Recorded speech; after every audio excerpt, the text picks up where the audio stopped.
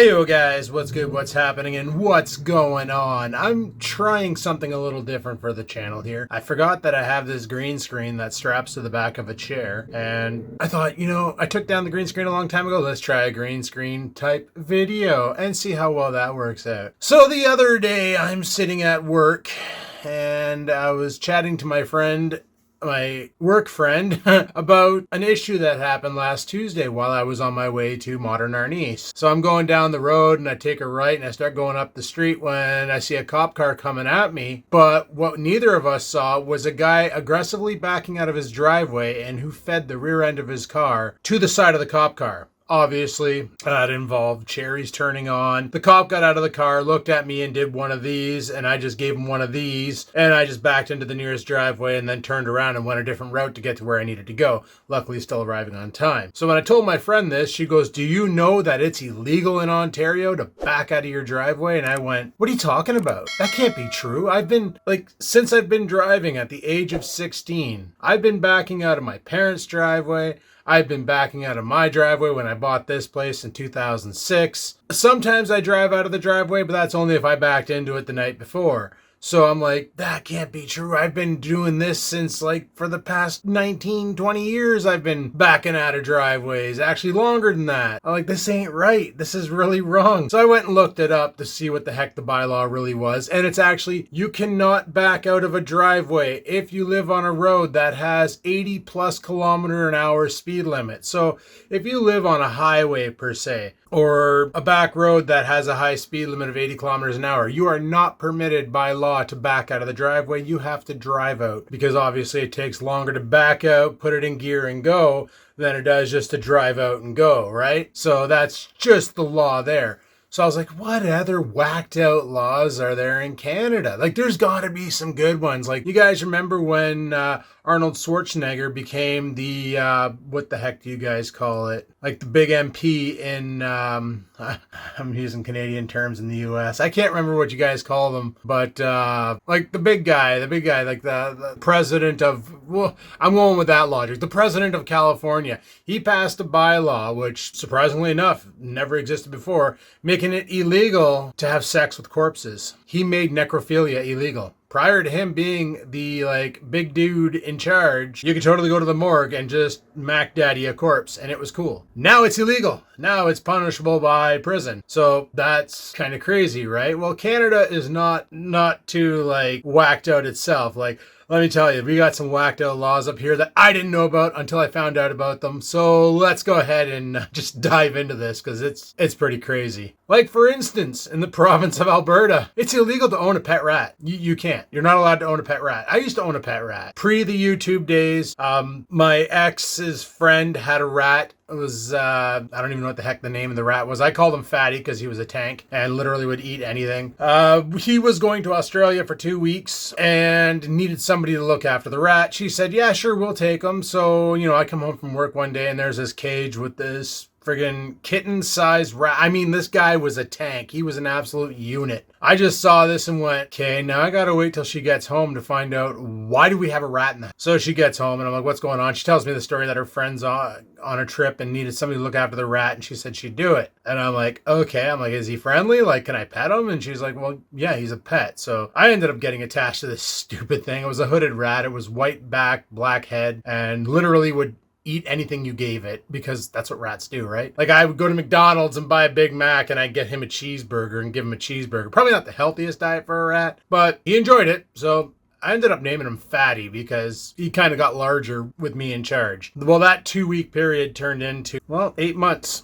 8-month period. We had him until he passed away. He was an old rat too. But yeah, in Alberta, it's illegal to own a pet rat. I thought that was pretty crazy. This is the reason why it's illegal, because there are no rats roaming the streets in Alberta, apparently. I've never been there. If anybody from Alberta's been there and you've seen a rat roaming the streets, obviously this bylaw ain't working out for you. They're cool pets, don't get me wrong, because Fatty was pretty dope. But I get the wanting to keep the streets clean because a lot of people, they let their pets out, their rats and their bunny rabbits and their mice and all that. And then they get loose and then they start reproducing and then you end up with a pandemic on your hand of a bunch of runaway animals. Not good, not good. But yeah, Alberta, no pet rats. Pretty crazy, right? This one here is my personal favorite. I had to bring it up to a few of my friends who practice the art. Apparently there is a nationwide ban that it's illegal to pretend to practice witchcraft. To pretend. You can practice witchcraft. You can't just be like, oh yeah, I conjure spirits and I can read your fortune and all that. But you don't. You just pretend you do. That's illegal. And I'm pretty sure this bylaw is because of those like $4.99 a minute, I'll tell you your fortune. Then you call that phone up and they're just like, hello,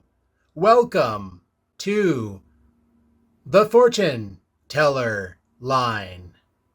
You will be billed $4.99 a minute, where they talk really slow and the fortune they give you can pretty much get off one of those cookies from a Chinese restaurant, It's pretty vague, but it applies because of the vagueness being so vague. It literally will apply to anybody, anywhere, at any time. Yeah, illegal to pretend to practice witchcraft, people. So if you're going to do it, go all in or don't. Just my advice. This one's really interesting, okay? Toronto, Ontario. It is illegal to swear in the public parks. So this is a bylaw in Toronto. While in a park, no person shall indulge in notorious, boisterous, violent, threatening, or illegal conduct using profanity or abusive language. That's interesting because you could go on YouTube and look up Toronto Park and you'll find videos of people cursing people out all the time. So is this why our prisons are overcrowded? I don't know, but this is a bylaw in Toronto. So if you live in Toronto and you go to the park, keep the colorful language at home so you don't go to jail. Just saying. This next one is whack. This is an Ontario-wide one, all right? If you don't pay your hotel bill, the hotel can acquire and sell your horse. This is still in effect. This is from back in the day when horses and carriages were our main form of transport before the combustion engine. This bylaw became a thing and never was resolved. It was just a thing that we had to deal with, that they never abolished. So you imagine being that only guy who goes to a hotel on a horse, forgets their wallet or coin purse at home, now can't afford to pay it, and the hotel busts out this bylaw stating, oh, you can't afford to pay it? Cool. We're just going to take your horse. Have a nice day. Thanks for coming out. GG. Yep, they can do that. That's ridiculous. So apparently, this next one's whack too.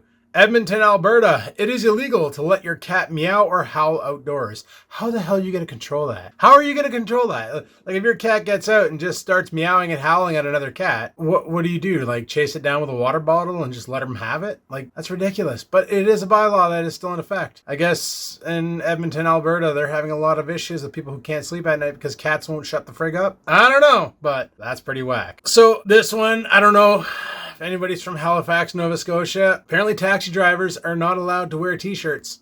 What? Why? Why is that an issue? But they're not allowed to wear t-shirts. They have to wear long sleeve shirts. You can't wear those little muscle shirts where it cuts off right here. You can't wear t-shirts like this where, it shows arm. You literally gotta wear a full length cut shirt even if it's plus 30,000 degrees outside. You gotta keep that body covered. So every driver, while in control of a taxi or accessible taxi, shall wear a shirt or military type blouse with collar and sleeve. No t-shirts, ankle length trousers, or dress shorts. That makes me wonder why that law exists. What happened? Because whenever these laws exist, something caused it. So in Bathurst, New Brunswick, seeing how we're coming up on Halloween, this is just fitting.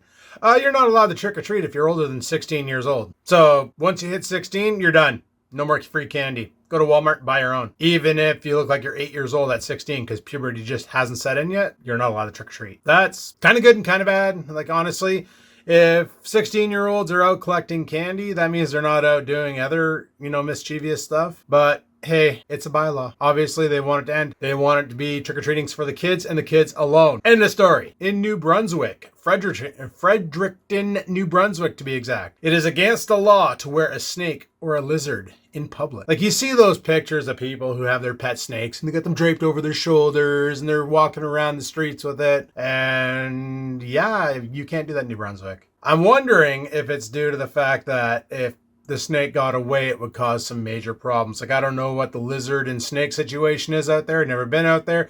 Anybody out there? Are there just like rampant snake problems? Is there any venomous snakes out there that we should know about? Is it because one of these snakes might mate with a venomous snake and make a whole new breed of snake and then we'd have like Snake NATO?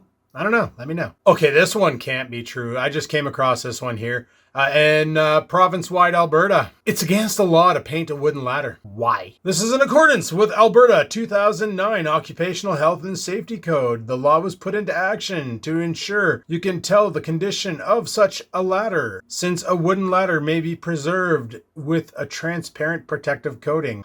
So like, I guess people could take a rotten old ladder and just cover it in UV resin and then make it look good, but then you get halfway up and the sumbitch falls apart and you eat. Makes sense. I'm all for that. This one's good. This one's good. This is close to home. In Sudbury, Ontario, it's illegal to attach a siren to a bicycle. It's like when we were kids, we had these like Ghostbuster alarms. They're pretty dope. It was like this horn and this button on your handlebars, and you had a dial pad on the horn itself, so you could pick different horn sounds. And one of them was Ecto 1's that siren that the siren from Ecto 1. Like, everybody knows it. It's great. Yeah, I guess kids in Sudbury didn't get to experience what we had in North Bay, because every single one of us had this stupid horn attached to our BMXs, and we'd all rip around just letting loose the noise. Poor kids in Sudbury couldn't experience it. Okay, this next one's whack, guys. In Oshawa, Ontario, it is against the law to climb a tree because they're worried. Like, it says, no person shall interfere with a tree or part of tree located on municipal property, including but not limited to attaching, affixing, placing upon any manner of an object or a thing to a tree or part of a tree, and climbing the tree. So tree forts are not permitted in Oshawa. Can't climb a tree in Oshawa. You can't attach a rope swing to a tree in Oshawa. Can't do a tire swing. The trees are off limits. So go find yourself a telephone pole and make a pole fort, okay? Because I didn't see a law about that. In Hay River, Northwest Territories, it is against the law to use dog sleds on the sidewalk. I guess this was a problem. People going to get their Hortons and, getting old ruffers and puppers hooked up to the old toboggan and dragging their arse to Hortons through the drive-thru down the sidewalk. I guess that was a situation, and Hay River had enough of it and made a law about it. So if you have a dog sled in Hay River, guys, stick to the road, stay off the sidewalk, no prison time. Nationwide, and this shouldn't even be a bylaw, this should just be common sense. It is illegal to water ski after sunset. Do you know why this should not be a bylaw and should just be common sense? Because you can't see shit in the water after sunset. So if you're water skiing, people can see you. If you fall, you're literally just a little head sticking out of the water. Some people could just think you're a wave. Like, you don't see that well when you're driving a boat. Like, when you're looking at the water, it's pretty reflective and stuff. You can't tell the difference between... That's why, like, if somebody's doing a dive, that's why they got these great big dive in progress things that they put in the water,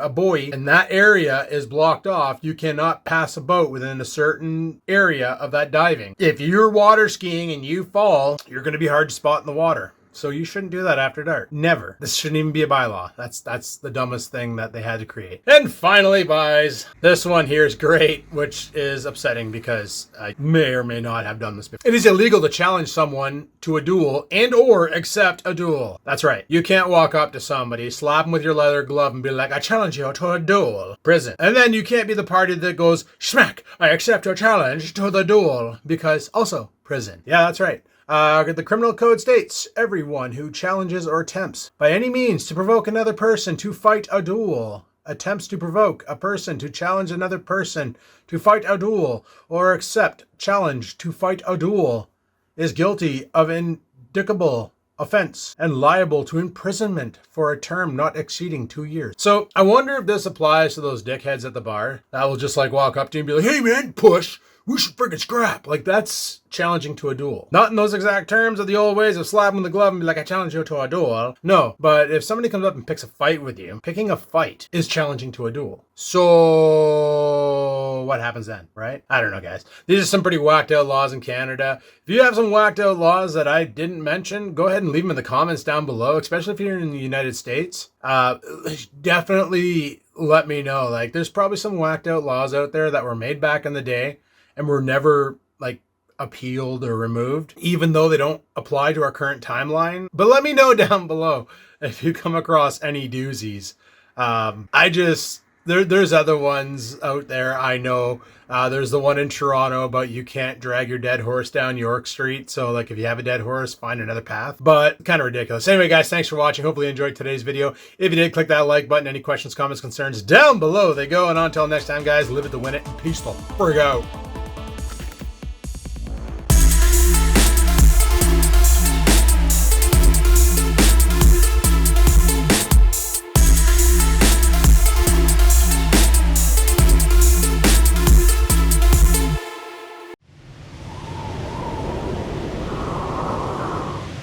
Sit, stupid, sit. Good dog.